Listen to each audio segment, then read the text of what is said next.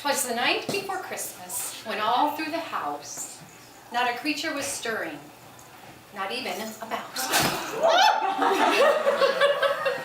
pretty good. That's pretty good. I wasn't startled at all. The stockings were hung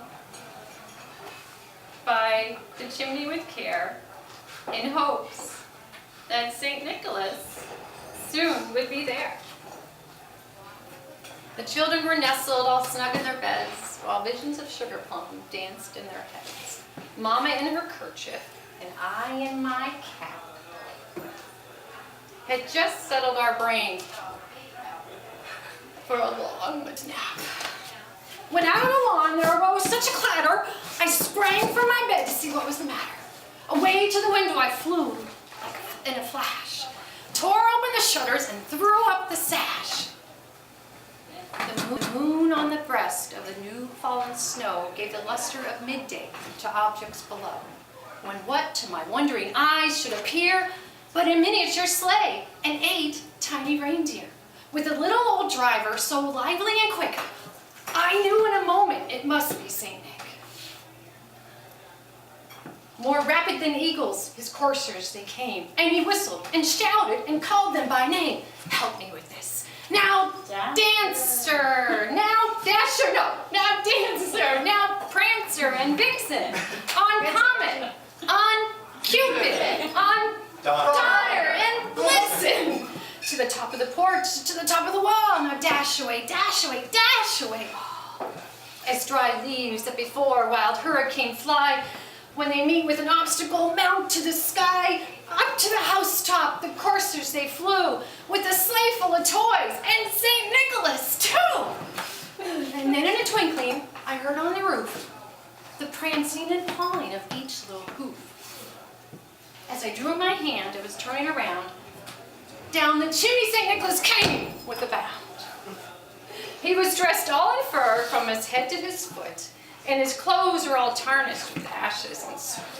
A bundle of toys he had flung on his back, and he looked like a peddler just opening his pack.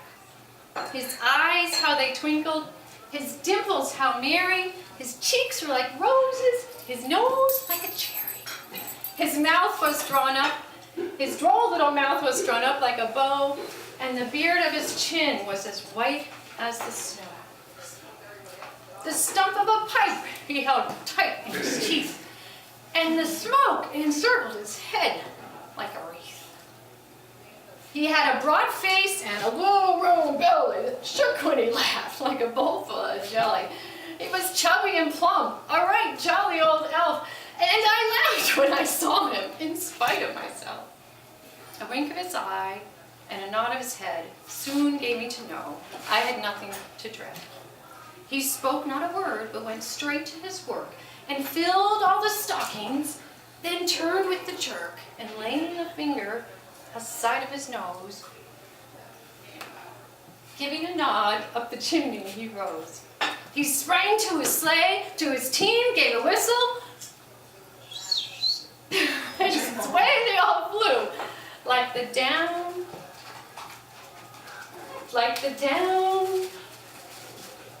of a thistle. But I heard him exclaim as he drove out of sight, "Happy Christmas to all, and to all a good night." However, Clement Seymour claimed he wrote this poem, but that fact has been disputed. He supposedly drew inspiration for the elfin, pot-bellied St. Nick in his poem from the roly-poly Dutchman who drove the sleigh that day when he said he came up with the poem. But did Moore really write it? In a new study of the poem's early history, Don Foster, an English professor at Vassar College and scholar of authorial attribution, accuses Moore of committing literary fraud. Foster presented circumstantial evidence to conclude the poem's spirit and style are starkly at odds with Moore's other writings. He argues that A Visit from St. Nicholas, first published anonymously in Troy, New York newspaper in 1823 closely matches views and verse of Henry Livingston Jr., a gentleman poet of Dutch descent. Now, Livingston died before Moore was ever named as the poem's author, and Livingston's family first noticed the poem's growing popularity 20 years later, and they insisted ever since that Livingston wrote it. Just recently, Livingston's seventh-generation descendant and amateur genealogist, Mary Van Dusen, sought the scholar, Mr. Forrester's help. And together they compiled a stylistic differences between Livingston's and Moore's writings, and made the case for discrepancies, pointing to Livingston as the more probable author.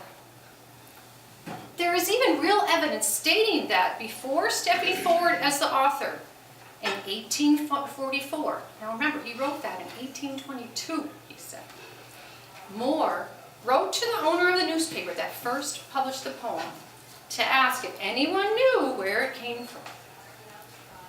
Anyone who knew had already died.